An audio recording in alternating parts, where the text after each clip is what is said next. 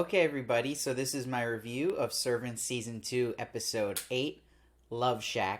This was written by Nina Braddock and Ishana Knight Shyamalan and directed by Isabella Eckloff. So I have a lot of thoughts about this episode. In particular, it hit me in many different ways, good and bad. I felt a lot of things watching this. So I had mentioned last week how it ended on the glass attic roof breaking, and I felt like they weren't going to address it, because the show has a tendency to do this where they'll leave cliffhangers and then ditch that idea and won't come back to forever or never come back to it. And they did both here with this. And this was so important to me because, again, you're breaking a whole roof here. And they open with Leanne actually walking on the glass in the attic and she's freezing. But then when we see Julian go up to the attic later on, that is not the case. There's no glass on the floor. It seems fine. They're not cold. And then what's really weird is at the end, when Uncle George comes up to Leanne and Julian, half their naked bodies are just exposed. But you do see that the roof is open and there's snow coming in. But they're totally fine. They're not freezing. Very strange, inconsistent. So that frustrated me. But I'm happy they at least tried to acknowledge it in the beginning. I'll give it that. Does it really add up to anything? No. So I don't even know why they even had the window break. It was purely for a cliffhanger to go out in a bang. So let's talk about really the meat of this episode first, which is with Julian and Leanne. So Julian wakes up from drinking a lot. He's clearly hungover, but doesn't go downstairs. They justify Dorothy and Sean not even looking up there or wondering where Julian is because Dorothy tries calling Julian. She's like, oh, he must have snuck out. Fine, so be it. It's not the greatest written excuse for why you have two completely different stories going on in the same house and they're not aware of each other. Whatever, I can get past that. But what we get is Julian goes up there. He printed out pictures from this news article that shows Leanne's family. And that empathy they have for each other that was built in season 1 for a bit is now brought back in. And we learn more from Julian about what happened really with Dorothy and him around Jericho. And we learn more about Leanne and her mother and their relationship. A lot, actually. So a lot of people actually have theorized this, that Miss Barrington, the doll, reminds Leanne of her own mother, but also that the green dress she has her wearing reminds her of the green dress her mother wore. But it's important because Leanne destroyed that green dress her mother had that she was obsessed with to make room to love her, and this ended up burning the house down. So Leanne caused the fire that killed her parents. When George and May came to take care of her, they told her it was God working through you and that terrible things happen for a reason. Leanne says, that's God, then I don't want anything to do with him. So, in the opposite effect of Sean, through his character arc of this show, now becoming more of a believer, Leanne's going the other way, right? Which I like. She's wearing black now. She's rebelling. She's going anti-religion. So, it's the opposite effect. And she's having that reaction to, like, everything she's been taught and believed. Now she's woken up to it and doesn't buy it and is trying to become more independent thinking. So this actually addresses my frustrations with Leanne character arc, though, because I thought it was really well done this episode, everything with Leanne. And I thought right here at this moment, this is where then we should have seen from this episode on the Leanne we've been seeing for the past couple episodes where I was saying she felt like she was a different character. This is where it would start because as the audience, we're with and understanding the way she's behaving and we're growing with her. So now it makes sense. Like, okay, this is why Leanne's talks less innocent and like that little girl we met in season 1 and now she's a little more tougher and more down to earth. So I just feel like they jumped the gun earlier in the season where when we saw Leanne in some scenes she was playing that innocent girl and the other she's talking to Sean like a normal person and more grounded. So I think this would have been the perfect time to introduce that now in this episode and then go from there because then we see, okay, now it's a natural character transformation where I felt like in the beginning it wasn't. Now another important thing we learned is that Uncle George and Aunt May aren't really Leanne's uncle and aunt. They are her chosen family that was come, as they say, to give her a second chance.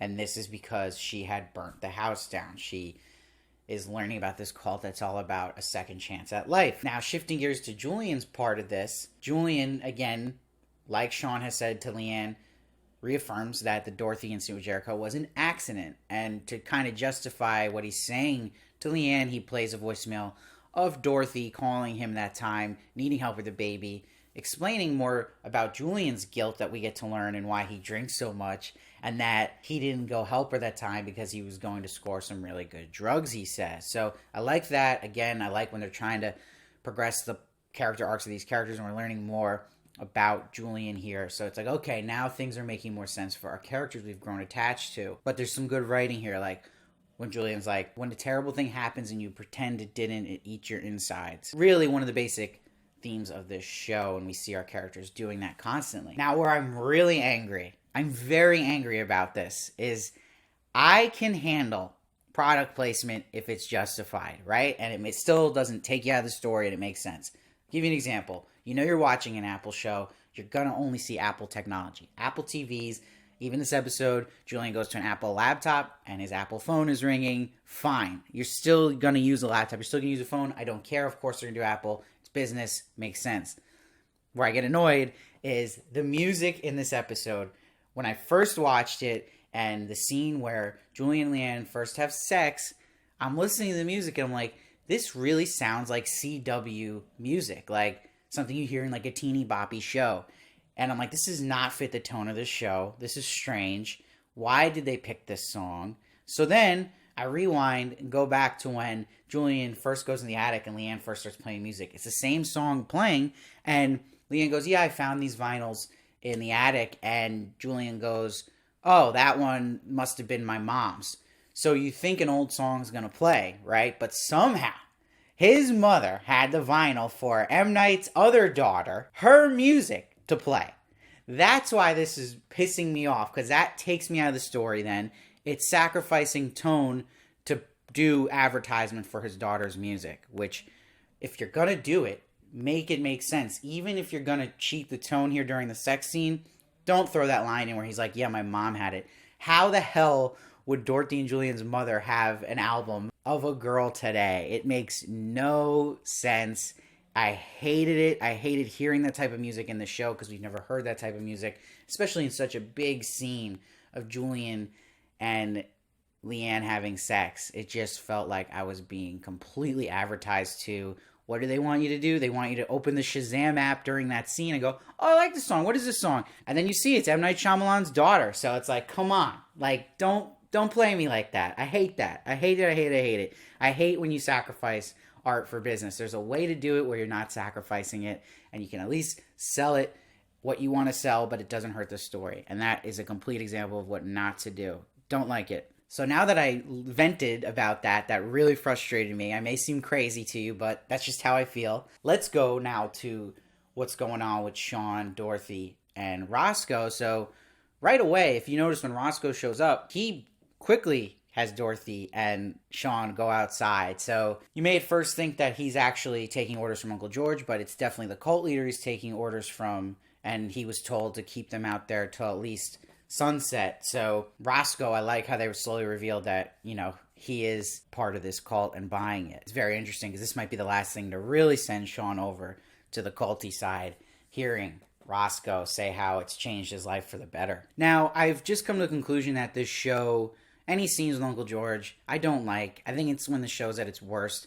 And I thought that happened even in season 1 in his middle patch of episodes. I can only take so much Uncle George. And it just gets silly. Even he has the Baymax player. He's playing Loveshack, so they won't hear him hitting his head against the wall. And you see him doing all these different parts of this ritual that were set up where he's putting oil on the wall. And then when you see him go in the basement, he's throwing items in there and praying. How many rituals are you going to see this guy do without getting any payoff of what it's actually doing? And then you're like, okay, he goes up to this attic with a knife. He was about to kill Leanne, and Leanne catches him, and she's like, I can handle May. And he goes, not May. So then he leaves. But what frustrates me is he gets hit by a car. So that just tells me, I have a feeling that everything we got set up, and when he had said to Dorothy on the stairs that there's going to be a reunion happening, and she's like, good, we're not going to get any of that. All this is going to be for naught. It's just to excite you, like something crazy is going to happen, but then Uncle George gets hit by a car. I am excited, though, to understand who he's talking about with Leanne, that it's not Aunt May that will come for him, but are we going to ever find that out? I don't know. Again, this show throws stuff at the wall, and you don't always get a payoff for it, but I did appreciate this episode, and I thought it was a lot better than a couple of the prior episodes, because We got a lot of character growth with Leanne and Julian, and we got some answers too, especially about Leanne's backstory, which I think was necessary, and finally got some justification to Leanne's recent different behavior, and it's a nice juxtaposition to the character arc of Sean. So, in a balance of that, me liking a lot of the writing in this episode, but me hating especially that song playing and its purpose in the show, really not having one except to advertise M. Night's daughter's music. Weighing that all out, I'll give this episode a 7.9, if that's fair. I also have a theory that I feel like they might go for the storyline where Leanne is pregnant, because I feel like Julian is the type of guy who wouldn't put a sock on it. So let me know what you guys think of that theory. I really think they'll go that route, and there might be something interesting with that. But yeah, let me know down below what you thought of this episode. I'd love to hear your thoughts. Love to hear your theories. Any comments. I appreciate all of them. I read every single one. We only got 2 episodes left to go in this season, so please make sure to subscribe so you don't miss my reviews on those. I also do WandaVision at the moment. I'll be doing Handmaid's Tale, of course, and many more coming up. And I also do celebrity interviews, so you want to check those out. And if you really like what I do here, I really appreciate a $2 monthly donation you can subscribe to down below. It's a PayPal link that will really help me be able to do this full time and make more videos for you guys. And please follow me at Steve Varley Show on Twitter and Instagram for more of me. And I'll see you next time.